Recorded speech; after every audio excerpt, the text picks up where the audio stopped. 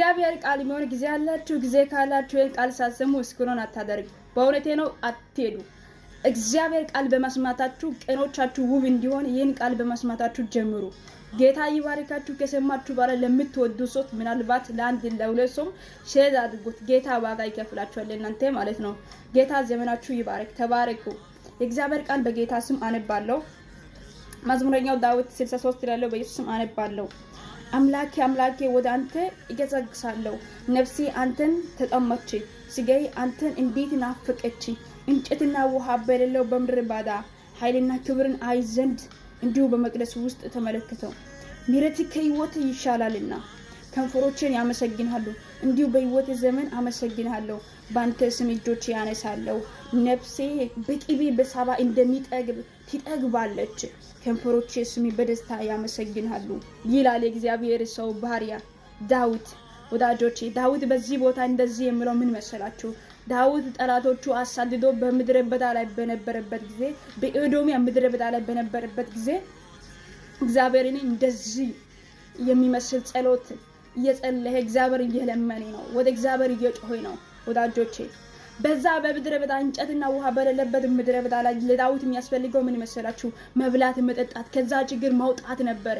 ዳዊት ግን እግዚአብሔርን አወቀና የእግዚአብሔር ማንነቱ ስለተረዳ አንተን እፈልጋለሁ፣ የእጅን እርዳታ ሳይሆን አንተን እፈልጋለሁ። በነፍስን አንተን በጣም ነው የናፈቅኩት።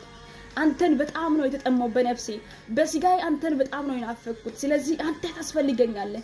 ምሕረት ከሕይወት ስለሚሻለኝ ያንተ ምሕረት ስለሚያኖረኝ አንተን እፈልጋለሁ አለ። ወዳጆቼ ሰው በቅቤና በሳባ እንደሚጠግብ ደግሞ ኃይልና ክብር ሳይኔ ጠግባለሁ። ስለዚህ አንተን እፈልጋለሁ አለ። ወዳጆቼ እግዚአብሔር ራሱ ይግለጥልን። እግዚአብሔር ማን እንደሆነ ዳዊት ያውቃል። ከየት እንዳመጣ ከየት እንዳስነሳ ያውቃል ዳዊት። እኛ ዛሬ ጌታ ኢየሱስ ክርስቶስ እንድናውቅ ዘንድ እንድንከተል ዘንድ እንድናመልክ ዘንድ ራሱን የገለጠው ለኛም ራሱ ማንነቱ ይግለጥልን። ሰው ወዴትን መቀየር ይቻላል፣ አምላክ ሰው ማድረግ ግን ከባድ ነው። ይህንን ዓላማ ለኛ ላይ በእውነቴ ነውና በእኛ ላይ ያለው ዓላማ ይግባን። ክርስቶስ ለምን እንደዚህ አይነት ስራ እንደሰራ ወደ ምድር ለምን እንደመጣ ለምን እንደተዋረደ ይህን ዋጋ ለምን እንደከፈለው እግዚአብሔር ራሱን ይግለጥልን። በእውነቴ ነው ለደቀ መዛሙርት ኢየሱስ ክርስቶስ ከሞተ በኋላ ብዙ ጊዜ ተገልጧል፣ እነሱ እንዲያምኑ አይደለም። ለኛም ክርስቶስ ዛሬ ይግለጥልን ወዳጆቼ። ዳዊት በዛን ጊዜ የሚያስፈልገው የእግዚአብሔር እርዳታ ነው፣ የእጁ ነው፣ መብላት መጠጣት ነው፣ ከዛ ጫካ መውጣት ነበር። ግን አምላኬን አንተን አለ። ሲገባ ሰው እግዚአብሔር ሲረዳ እንዲህ ነው የሚያደርገው። ክብርና ኃይል ነው የሚፈልገው። እግዚአብሔር ክብሩን ኃይል እንድናይ ዘንድ እግዚአብሔር ራሱ ይግለጥልን ወዳጆቼ። በጭንቅ በመከራ ውስጥ ሆኖ የሚጠማ አምላክ ነው እኛ ዛሬ የምናመልከው አምላክ። እጆች ብቻ እንያለን ጊዜና ሰዓት እንዳናበክል ክብርን አንተን ማየት ፈልጋለሁ። እግዚአብሔር በእውነት እንድንል እግዚአብሔር ራሱ ይግለጥልን ወዳጆቼ።